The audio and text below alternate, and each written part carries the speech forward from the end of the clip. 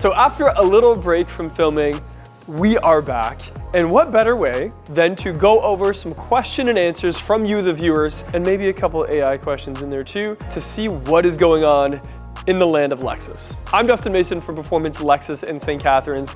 Make sure you hit like and subscribe for more Lexus related content, and let us know in the comments below some other questions for me to answer.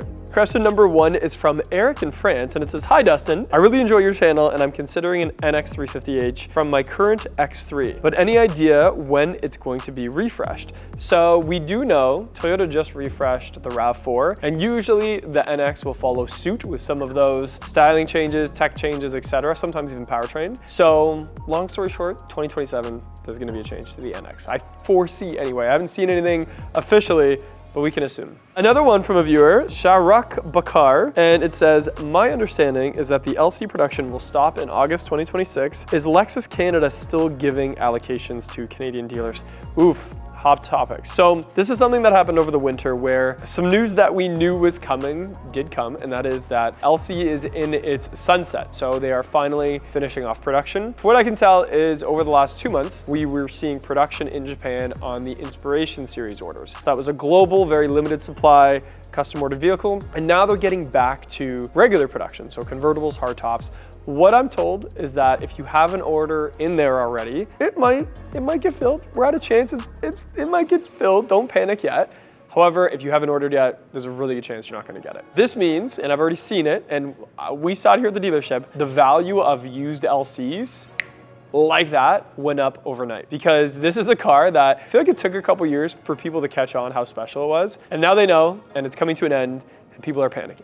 So if you have an LC, call me, because we would happily buy it here at the dealership, or hang on to it. It's gonna be worth a ton of money one day. So that's my 2 cents on that. Dustin, what's going on with the GRGT? Is it truly being sold by Lexus dealers? That's an AI question. Short answer is yes. It's not all Lexus dealers though. So the GRGT is going to be kind of its own brand, and a select few of Lexus dealerships in Canada anyway are going to be selected to sell the GRGT. We put our name in to do it, so hopefully fingers crossed we get it. And part of that, Lexus wanted to see some really creative thinking, some really guest-centric new ideas and approaches. So we have some really cool plans. I hope we get GRGT, because it's going to be unlike any other brand in the world what I think is gonna happen with that. So more on that soon. We will know more soon, like probably by summertime. It's gonna be very enthusiast focused for the communities, as well as motorsport focused. So it's gonna be pretty cool. All right, what is selling most right now? So I'll tell you what's being talked about most. So with rising gas prices, I have a lot of people coming into the dealership looking at hybrids and also looking at plug-in hybrids. Now don't forget,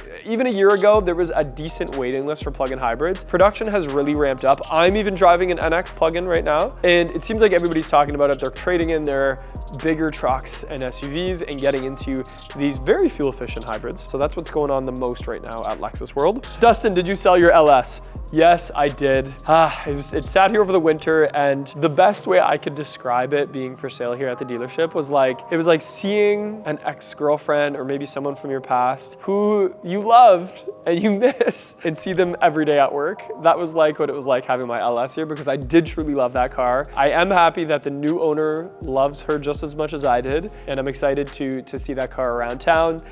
So it is gone, but more things ahead. So I have a new car now that I love, so that's what happened. Okay, why does my hybrid NX die if I don't drive it? I've definitely tackled this in other videos, but we're gonna elaborate because this question does come up even in person quite often. So Lexus vehicles are very well made to withstand a lot of mileage, and they're super reliable. They have great resale value. However, with that right now, it means that these cars like to be driven. That's what they're designed for. So sometimes if you went on a trip to Europe for a couple weeks, you come back, your NX hybrid might have a dead battery. But when I say battery, I mean the 12-volt battery, not the hybrid battery. So a couple ways you can avoid that is a trickle charger is great. If you just find you don't drive enough in a week, maybe you work from home, just take it for a 20-minute drive every couple days, or maybe once a week, something like that. I did hear that Lexus engineers know, that it's a problem and they're working on it. But for right now, trickle chargers are great.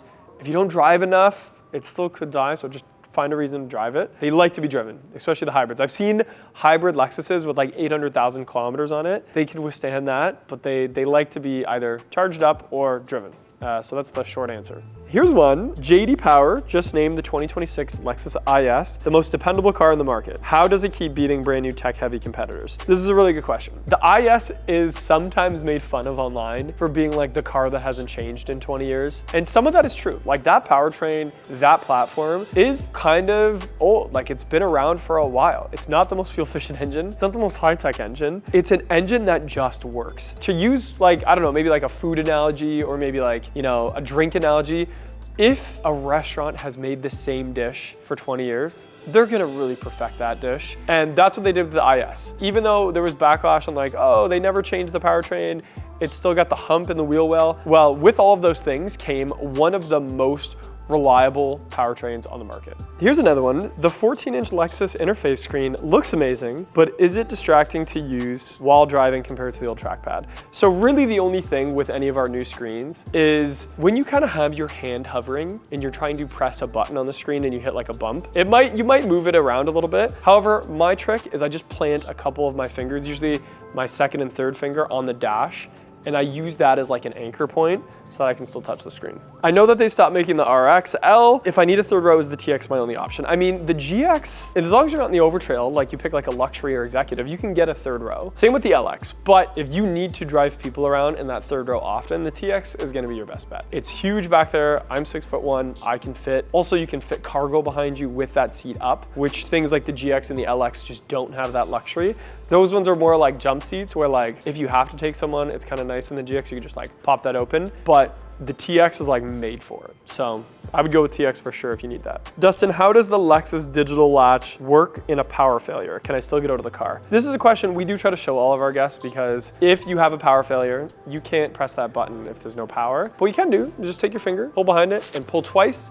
That door will open. I will say, I saw on the new ES, the exterior door handle is now a little different. So it's easier to get into the car in a power failure because now like getting out is easy, getting in is kind of hard. So we'll see more on that when that car comes to the dealership. So there you have it, a little question and answers from you, the viewers. Let me know in the comments below if I missed any comments that you wanted me to answer. And stay tuned because we're back to filming Lexus content every single week on this channel. So make sure you see what we have posting, because there's gonna be some really big news coming in the Lexus world over the next coming months.